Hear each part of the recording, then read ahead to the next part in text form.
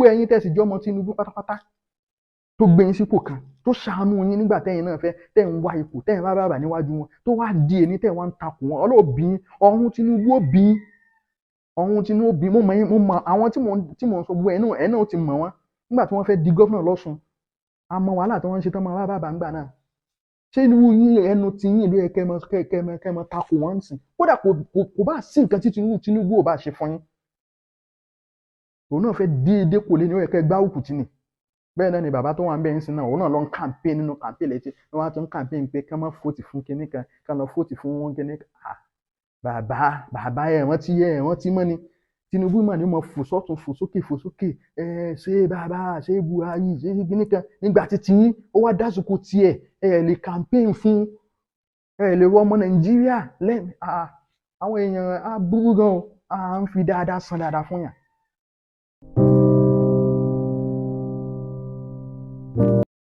Allahumma salli ala Muhammadin wa ala alihi wa ashabihi wa sallim wa my bad. Ọmọ Yorùbá lápapọ̀ opportunity ńlá kan ló tún dé fún wa yìí o bó ni a ṣe ní misuse opportunity náà kò tí ì ṣẹlẹ̀ rí ní gbogbo history orílẹ̀-èdè yìí tán ti ń ṣe ìjọba bọ̀ wípé wọ́n wá dìbò fún ọmọ Yorùbá kan ní executive president pé tó a fẹ́ yan olórí o tó a fẹ́ tẹ̀ka ọ̀pọ̀ ajẹ́pọ̀ ọmọ Yorùbá ni wọ́n á dìbò fún tó sì wọlé kò ṣẹlẹ̀ rí. Àkọ́kọ́ tí ó kọ́kọ́ ṣẹlẹ̀ nígbà náà ó ní Táyé bàbá Awólọ́wọ̀ bàbá náà ò débò kò dépè o. Ẹlẹ́kejì tó tún ṣẹlẹ̀ ó ní ti bàbá Abíọ́lá ní 1993 gbogbo àná làwọn tó ṣẹlẹ̀ sí Abíọ́lá nígbà náà.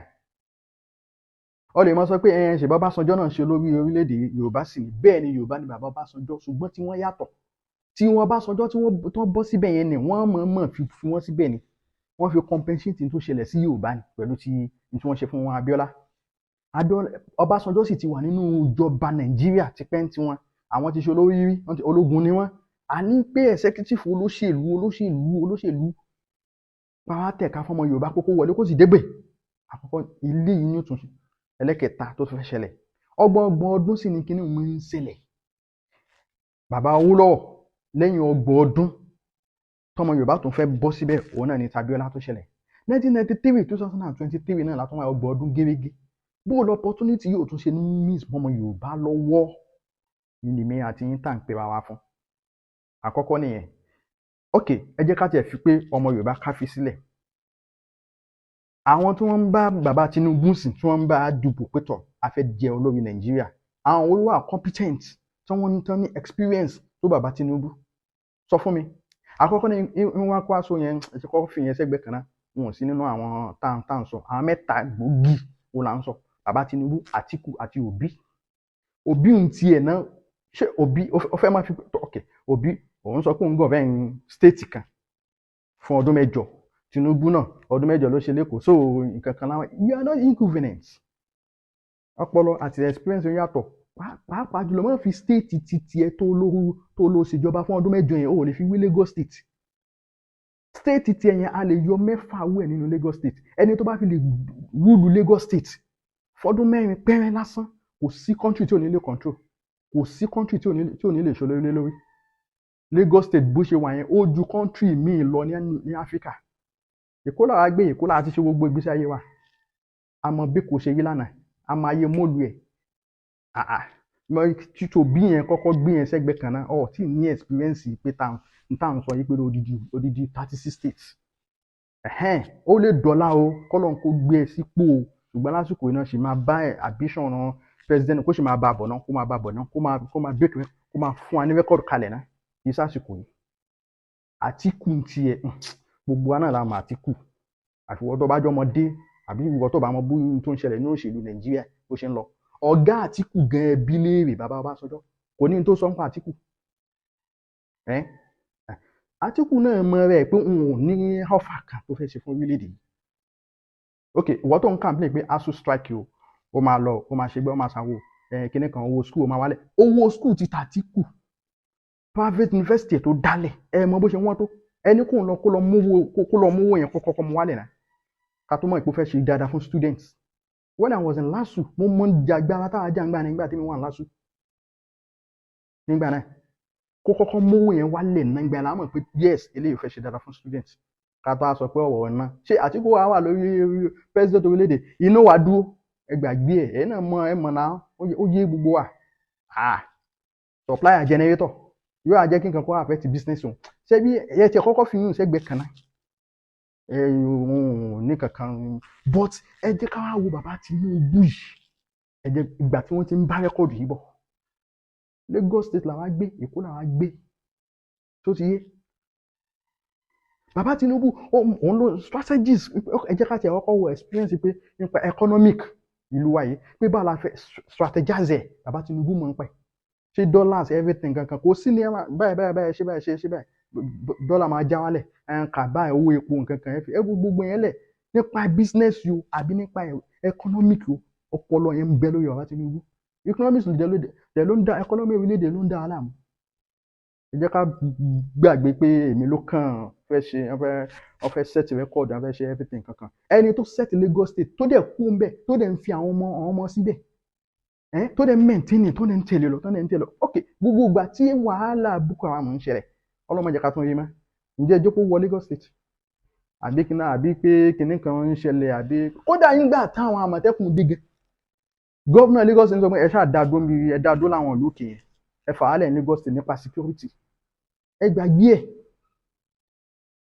ṣe understand ẹ gbàgbé ẹ̀ lásìkò ìgbà tí Abíọ́lá táwọn ń ṣe tán ló ń gbà bàbá Tinubu yìí wà náà àwọn tí máa ń gbé báàgì báyìí tí máa ń gbé báàgì tẹ̀lé Abíọ́lá experience ti pọ̀ tipẹ́tipẹ́ orílẹ̀-èdè kò sí ní ti Tinubu mọ̀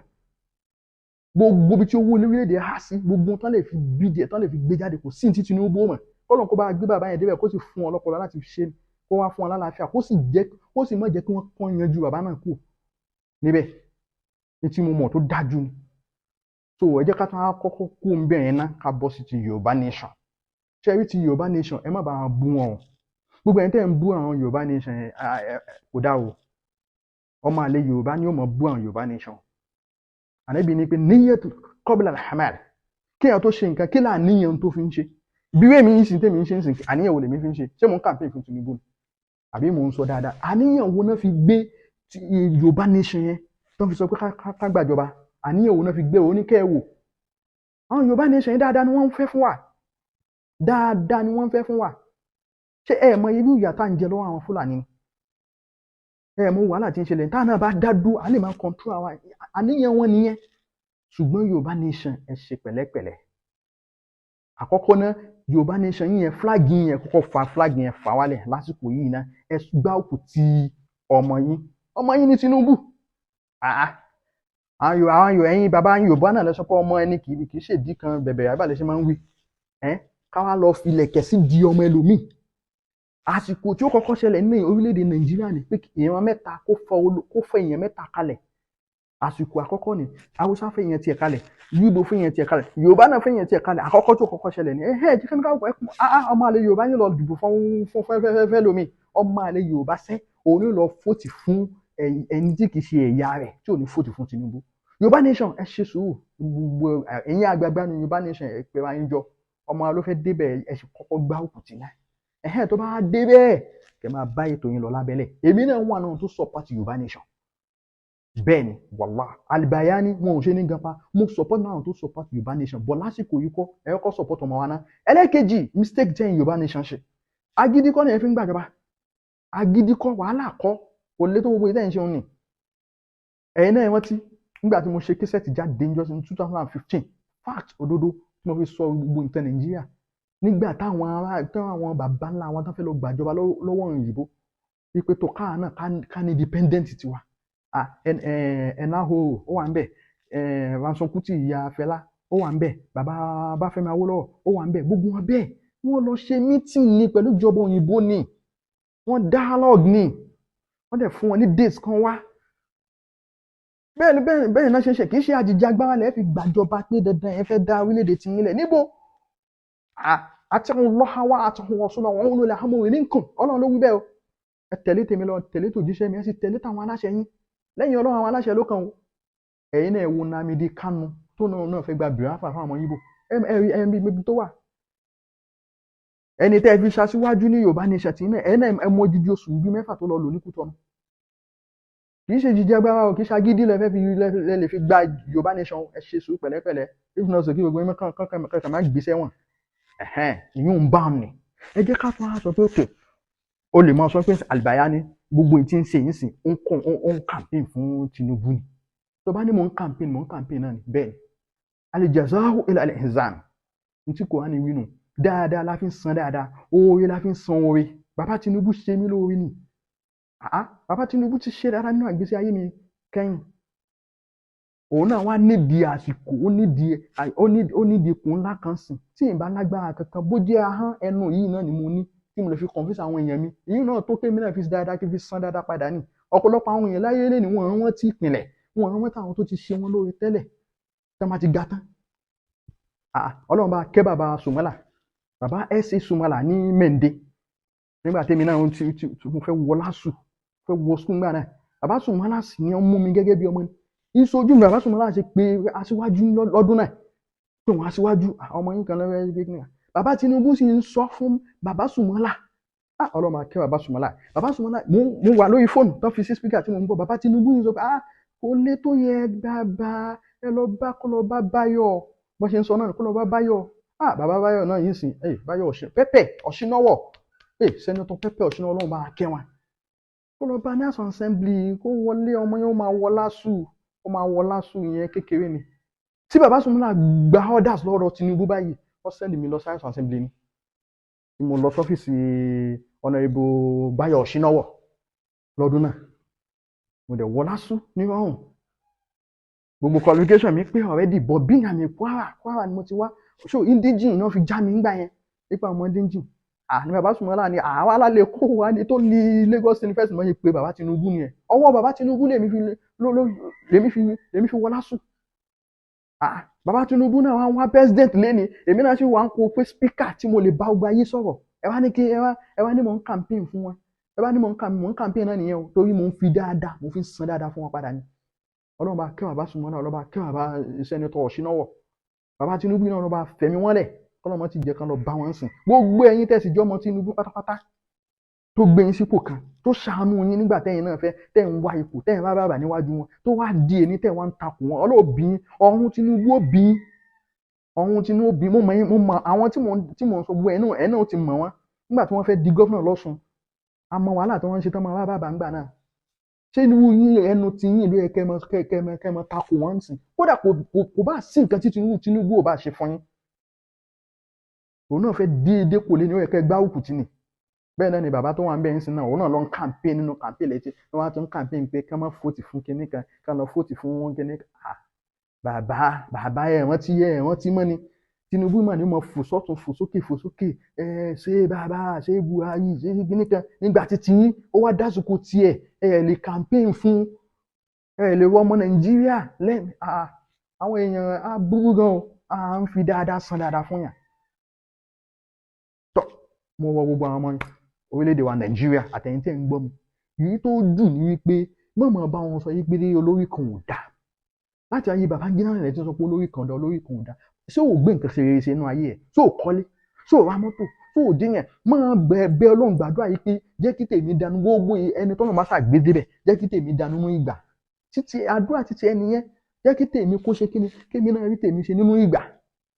gbogbo àná la mọ̀ dérí bàbá Tinubu náà àwọn náà mọ̀ yìí pé Ọlọ́run ṣàánú wa lórílẹ̀‐èdè Nàìjíríà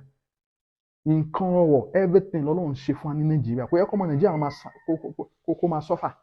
ẹ bá dé airport báyìí tẹ bá dé embassy báyìí everybody ṣáà fẹ́ japa kí ló dé tá a lè dúró sínú ìlú wa gbogbo tọ́lọ́run sì ṣe ìlú wa ní wọn Ọlọ́run ti ṣe fún wa Ọlọ́run bá bàbá Tinubu ẹ̀yin náà lẹ́ débẹ̀ tó sì dá mi lójú